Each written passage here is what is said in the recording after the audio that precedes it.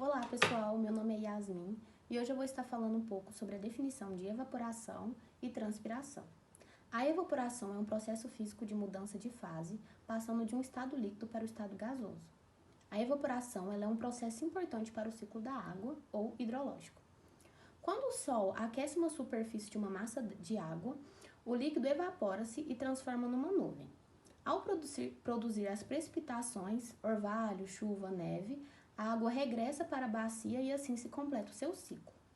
Existem, obviamente, outras condições atmosféricas que incidem nesse tipo de processo, como, por exemplo, o vento.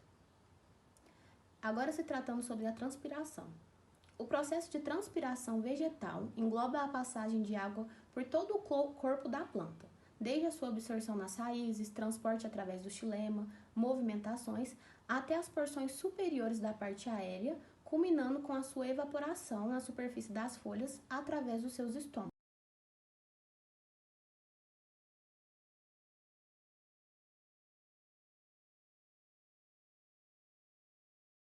Bom, a evapotranspiração possui diversas importâncias, né? E entre essas importâncias aí existe a possibilidade de estimar a capacidade de reservatórios e aquíferos através de sua mensuração, né?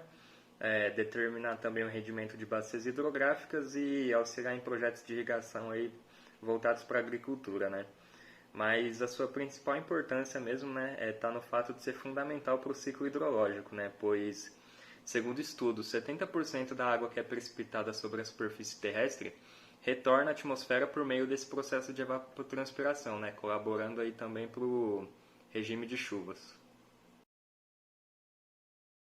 Agora, falando um pouquinho aí sobre evapotranspiração na agricultura brasileira, primeiramente é válido dizer que somente 10% da área cultivada no Brasil faz uso da irrigação. E segundo o IBGE, esse dado corresponde a 6,7 milhões de hectares, né?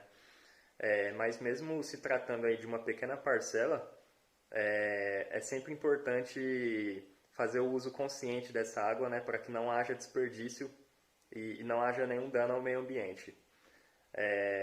E para que isso ocorra, né, é muito importante ficar atento às condições meteorológicas e, entre elas, a evapotranspiração.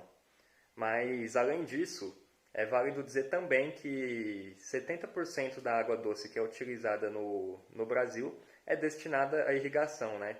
Então, para que o racionamento dessa água seja feito de modo correto, é muito importante fazer a determinação da evapotranspiração. Olá, meu nome é Matheus e hoje vou falar um pouco sobre os fatores que afetam e dependem da evapotranspiração. A taxa de evapotranspiração varia de acordo com alguns fatores. São eles a radiação solar, que entra nesse caso como fonte de energia desse processo, a umidade relativa do ar, que significa quanto ar vai pegar para si de água em formato de vapor. Então, quando a umidade do ar for menor, ele vai demandar uma taxa de evaporação maior. E quanto maior a umidade do ar, menor a taxa de evapotranspiração. O estágio de desenvolvimento da planta, né, se uma cultura está no estágio mais avançado de desenvolvimento, ela possui uma superfície maior, portanto é mais área onde ocorre transpiração.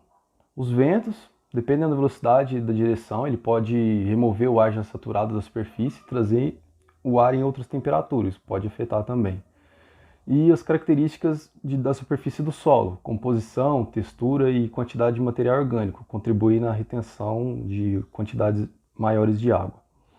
Os fatores que dependem do sistema evapotranspirante quando se tem uma superfície de água livre, a pureza de água, extensão e profundidade, tipos e exposições da radiação e dos ventos, quando se tem o solo desnudo, textura, porosidade, disponibilidade hídrica, solos vegetados da cultura, a altura da planta, a área foliar, tipo de cultura e a profundidade das raízes. E fatores de manejo do solo, né? Espaçamento, orientação do plantio e disponibilidade hídrica, a quebra dos ventos e impedimentos físicos também. Olá, pessoal. Meu nome é Caroline e agora eu vou dar continuidade falando um pouco sobre os 5 tipos de evapotranspiração. Bom, existe a evapotranspiração de referência, a evapotranspiração real, a evapotranspiração de oásis, a evapotranspiração de cultura e a evapotranspiração da real da cultura. Também vou estar explicando um pouco como são esses 5 tipos de evapotranspiração. Bom, primeiramente, a evapotranspiração de referência, ela também pode ser chamada de evapotranspiração potencial. Ela é determinada como a quantidade de água transferida para a atmosfera por evaporação e transpiração, em condições do solo sem restrição hídrica, e com uma cultura rasteira em pleno desenvolvimento. Então, assim como na evapotranspiração real, a área de estudo da evapotranspiração potencial tem bordadura para evitar as trocas de água e calor com a área em volta. E na evapotranspiração real, ela vai ser determinada como a quantidade de água transferida para a atmosfera por evaporação e transpiração, só que em condições reais de fatores atmosféricos e umidade do solo.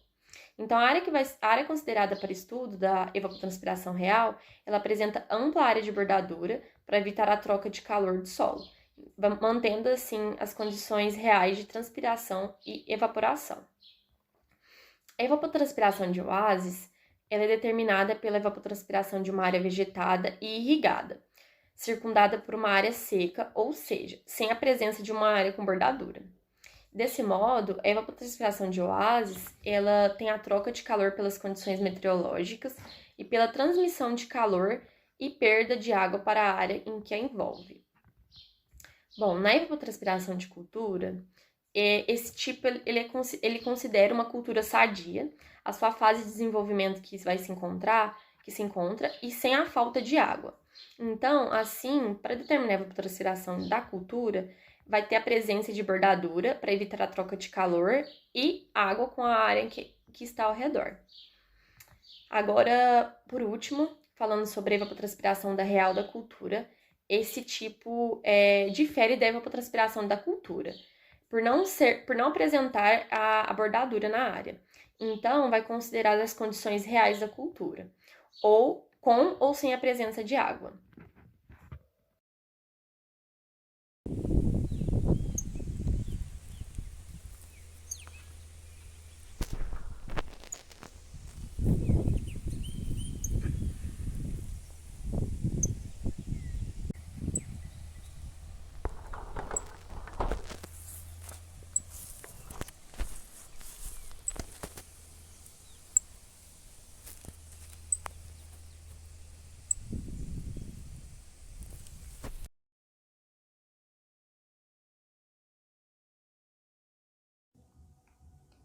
A evapotranspiração é definida como sendo um processo simultâneo de transferência de água para a atmosfera, por evaporação da água do solo e da vegetação úmida e pela transpiração das plantas.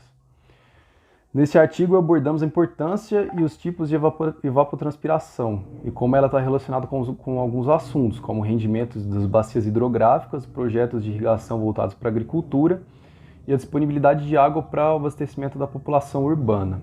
Muito obrigado pela atenção e até a próxima.